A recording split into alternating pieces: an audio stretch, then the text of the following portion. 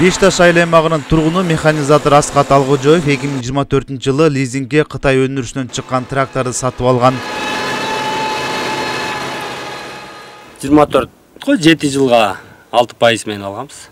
Быйыл жылдагыга салыштырмалуу бир жума 10 күндө эртерээк башталып атат жер айдоо. Дыйкандарга ошо колдон келишинче кызмат кылып атабыз. Кызмат акылары былтыркыдай эле айдоо жер 2000ден, дың жер 3000ден. Майы дың жердики 30 литр, айдоо жердики 25 литр. Элеттик дыйкандарда айыл чарба техникаларынан көйгөй жок. 10 жылдан бери механизаторлук кесипти аркалаган Урмат Кенжебеков өткөн жылы Айыл банк аркылуу лизингге жаңы тракторду сатып алган. Талаачылык иштерине пайдаланып жатат.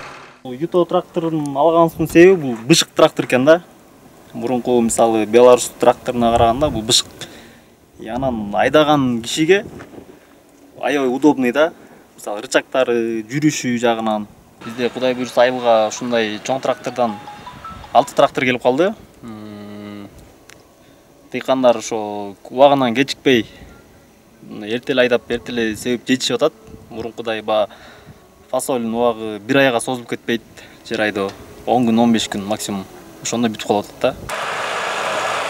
Жаңалган техникалар менен жер айдоодон тышкары себүү, түздөө, чөп престөө, майдалоо, төөбурчак чыгаруучу шаймандары бар. Шайманның болсо көп эле жумуш кылат, пресс подборщик сүйрөйт, фасоль комбайн сүйрөйт, азыр чоң комбайндар болуп атат, подборка.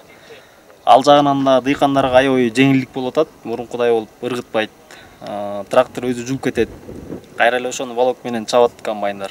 Ошолорго да аябай ыңгайлуу болуп отур да Юто трактору.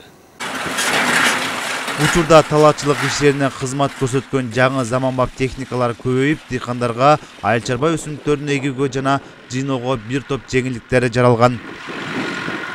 Нурузбек Шауданбек уулу, Орозбек Бейшебаев, Талас району.